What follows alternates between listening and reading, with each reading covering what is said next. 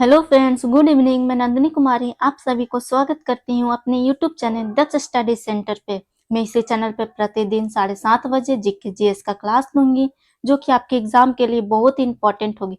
All competitive exam के लिए बहुत इंपॉर्टेंट होगी, जैसे कि BPSC state, BSSC, railway, NTPC, banking for all other exam के लिए बहुत ही इंपॉर्टेंट होगी।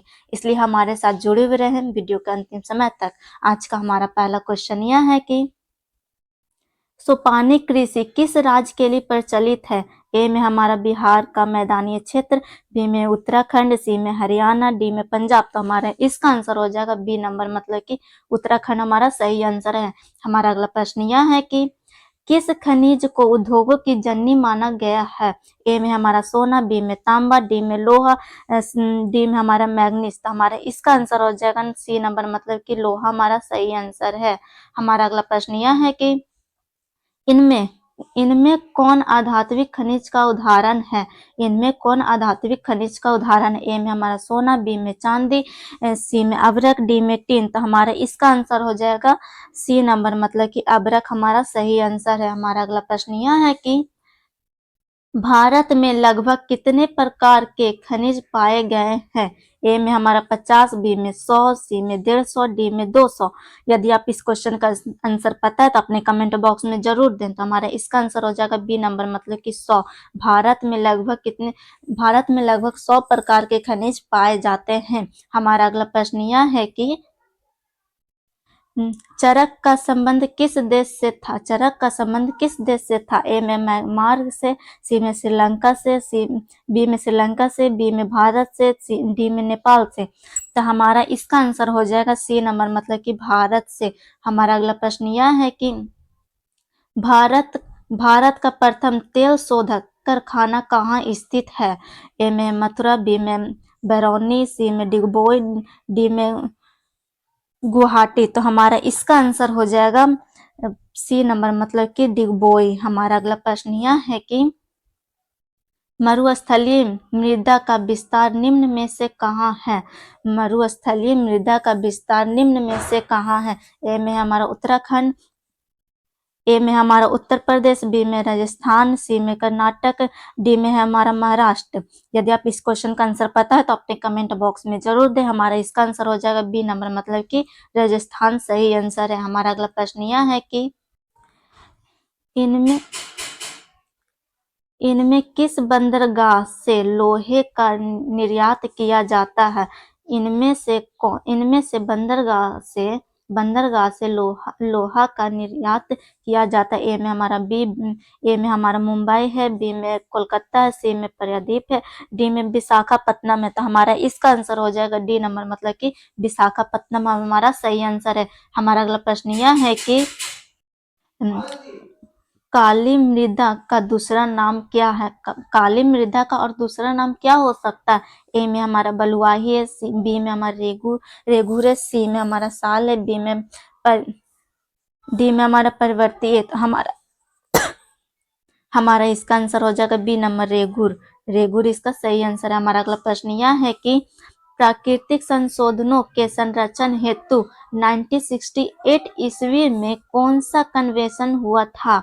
ए में हमारा अफ्रीकी कन्वेंशन, बी में वेटलैंड कन्वेंशन, सी में विश्व आपदा कन्वेंशन, डी में इनमें से कोई नहीं।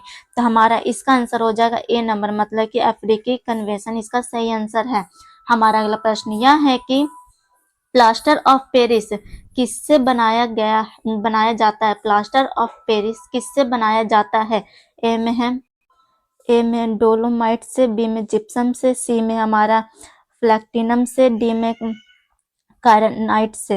तो हमारे इसका आंसर हो जाएगा बी नंबर, मतलब कि इसका आंसर बी नंबर हो जाएगा, मतलब जिप्सम से। हमारा अगला प्रश्न यह है कि निम्न में से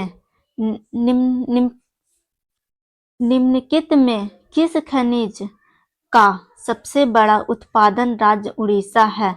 ए में हमारा लौह अयस्क, बी में तांबा, सी में टिन, डी में मैग्नीज। तो हमारा इसका आंसर हो जाएगा ना डी नंबर, मतलब मैग्नीज इसका सही आंसर है। हमारा अगला प्रश्न यह है कि भारत में तांबा का कुल भंडार कितना है? भारत में तांबा का कुल भंडार कितना है? हमारा ए में 100 करोड़ टन, बी में 125 करोड़ टन, सी में 150 करोड़ टन, डी में 175 करोड़ टन। तो हमारा इसका आंसर हो जाएगा बी नंबर 125 करोड़ टन हमारा सही आंसर है। हमारा अगला प्रश्न यह है कि एल्युमिनियम बनाने के लिए किस खनिज का आवश्यक पड़ती है? ए में हमारा मैग्नीज है, बी में टिन है, सी में लोहा, बी में बॉक्साइड है। तो हमारा इसका आंसर हो जाएगा डी नंबर, मतलब कि बॉक्साइड हमारा सही आंसर है। हमारा अगला प्रश्न यह है कि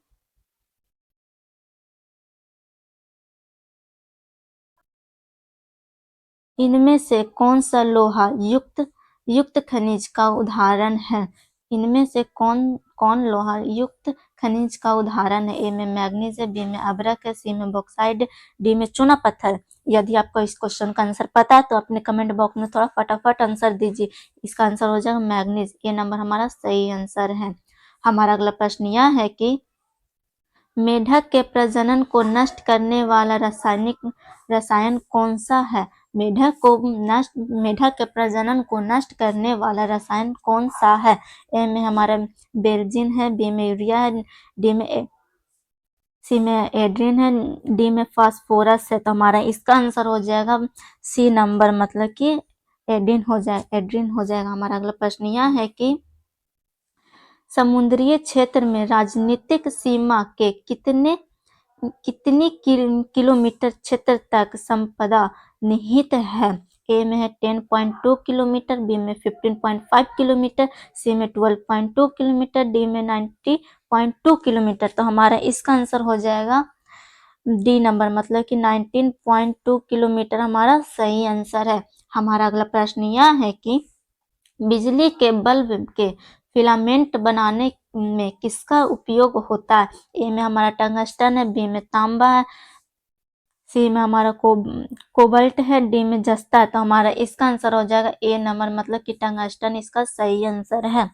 हमारा अगला प्रश्न यह है कि वन स्थित रिपोर्ट के अनुसार भारत में वन का विस्तार है।